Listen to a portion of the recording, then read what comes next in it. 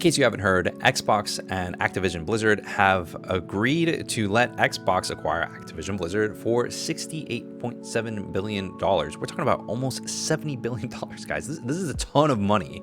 And there are a lot of questions that just come into my mind, a lot of things, uncertainties about the future of Xbox as well as Activision Blizzard and what that means for the gaming community as a whole. I'm talking not just gamers, but also developers and the future of the market in its entirety. Let's just get into it, guys. Let's just dive right into it. TGR. So when it comes to deals like this, they take time. I think that that's something that a lot of people, they see this announcement and they think, oh yes, awesome. This is so cool. Xbox is purchasing Activision Blizzard. It's going to be awesome, blah, blah, blah, blah.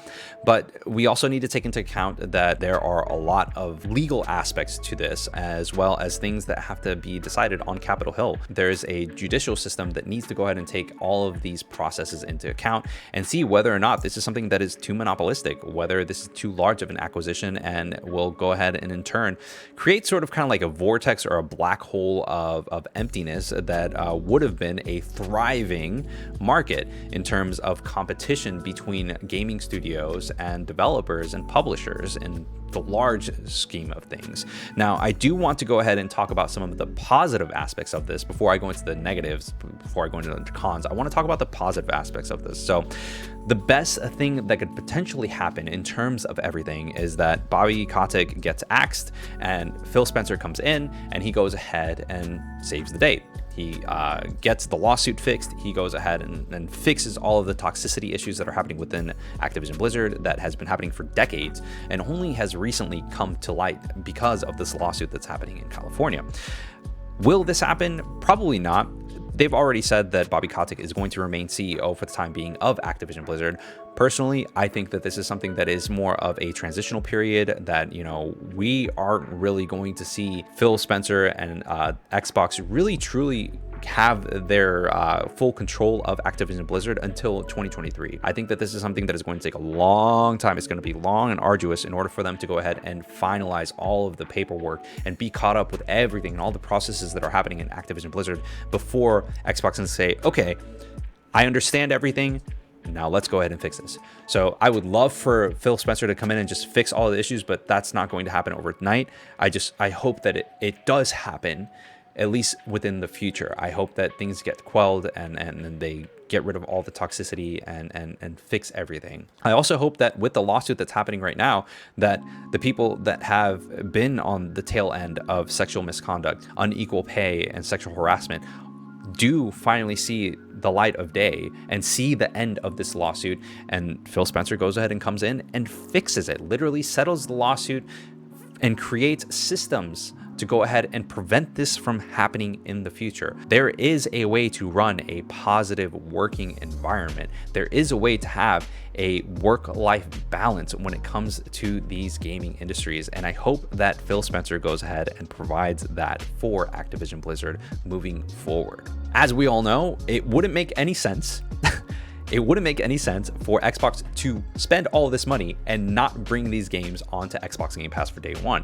Like, Xbox Game Pass day one, I think is one of the best things for Xbox Game Pass. It allows me to play these games at a substantially lower rate than what I would be buying them for anyways, and experience games that I wouldn't have experienced otherwise.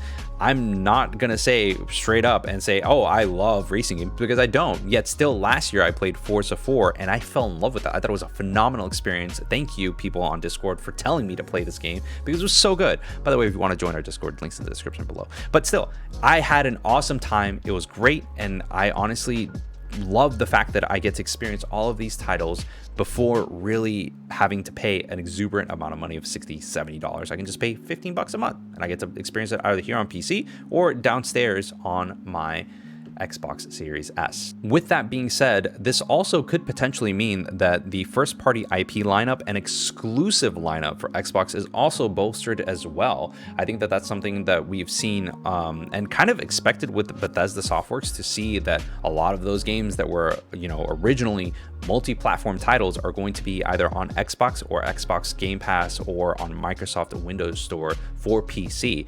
I think that this is something that they've already gone out and said, hey, by the way, things that are on Activision Blizzard that are multi-platform are going to remain multi-platform, but things like Call of Duty, things like World of Warcraft, games that are huge conglomerates that have such a loyal fan base, those games are probably going to run better on Xbox Series X and Series S going on into the future. They're probably going to run better on PC than they will on PlayStation 5. Who knows?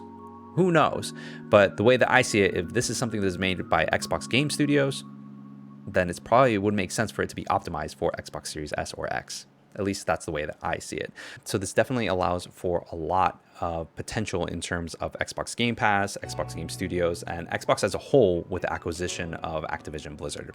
Let's talk about the cons. Let's talk about some of the things that people might not want to hear about. I don't know, but let's dive into it.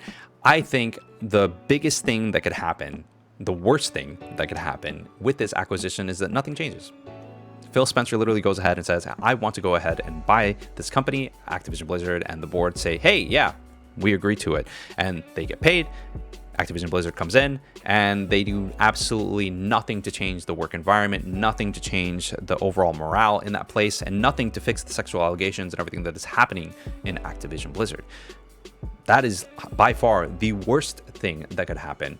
As I stated earlier, Bobby Kotick is said to be the CEO for the time being of Activision Blizzard. What happens if he's never removed and he just stays in that position because they're like, hey, he knows his stuff. Let's just let him continue doing the thing that he's doing because it's a profitable company and there's been a lot of money that has been put into this. He knows it. Let him steer the ship. That would probably be the worst case scenario in my opinion, because all the things that have happened in the past was under his watch and nothing has changed. Absolutely nothing has changed since he went ahead and became a part of the helm of Activision Blizzard. So it definitely makes me question whether or not, it would be the right move. Something that a lot of people don't think about is that this acquisition is also a monopolistic move. I think that having competition in a free market is a very good thing, because who wins in a free market? The customers, the clients, the consumers, the people that go ahead and buy the things, we win, because that ends up having the best experience is ours because we can go ahead and buy it. These developers, these publishers, they are competing for our dollars. They are competing for our money. And if there is no competition and it's all under one umbrella, does it really matter? They can get mediocre effects. If people go ahead and are happy with mediocrity, then they are going to go ahead and stop putting forth effort. The publishers and the developers are just going to be like, you know what? Like, they're happy with mediocrity. We're just going to be mediocre and call it a day. And that's something that I think is extremely, extremely bad for the gaming industry as an entirety. Also, on top of that, if they go ahead and have a monopolistic nature, like, will this be something that PlayStation will go ahead and do? PlayStation has gone ahead and acquired a couple of studios here and there, but they haven't acquired anything of this magnitude. Are they going to go ahead and buy Square Enix? Are they going to buy Capcom? Are they going to buy Sega? Like, it makes me wonder if we're just going to have like two big conglomerates going at it, and Nintendo's obviously in the corner, like, doing its own stuff, but it makes me wonder, like, what is it that they're trying to do? This transaction today overall is actually more than Nintendo's market capitalization. It's kind of insane how large this was, but it begs the question, what else is on the table? What else could potentially happen? And how much bigger can this monopoly become? Now, as I stated earlier, there is going to be red tape. There is going to be a lot of things. The Justice Department might say, hey, you know what? Like, no, we don't want this, but business is business. I don't think that this is going to happen. This is but one arm of the octopus, the giant octopus that we know that is Microsoft. So it's like, we'll see what the Justice Department says. We'll see whether or not they approve or disapprove of everything that's happening. But it really does beg the question whether or not this is too much of a monopoly, whether or not this is something that could go ahead and really screw over the gaming industry in terms of competition, healthy competition in a free market. Now, when you acquire something of this size, there are a lot of IPs. There are a lot of games that we love, franchises that we adore, and it really makes me wonder whether these IPs are just going to die under this umbrella. We've seen what happened with Banjo-Kazooie under Rare when Rare was acquired by Microsoft, but What happens with Spyro? What happens with Crash Bandicoot? What happens with Tony Hawk? Like, these games that we love and adore, like, what happens to them? Are they just gonna stop developing games for them, and we're just like, hey, you know, like, whatever, this doesn't apply, or this doesn't fit into the Xbox brand, we're just gonna let them sit there and die? I hope not. I hope that that's not the case. As we've seen, Perfect Dark is in the works, and we have another Fable in the works as well. I hope that Xbox is aware of what's happening and what's going on and what people want in the gaming industry. I just hope that it is not. I just hope that they really treat the games that they take with care and really treat it well. So let me know what you guys think in the comments below. Like, is this something that you're excited about, that you're not happy about? Like, what are your opinions? I would love to hear them. And until next time, guys, we'll see you on the next one.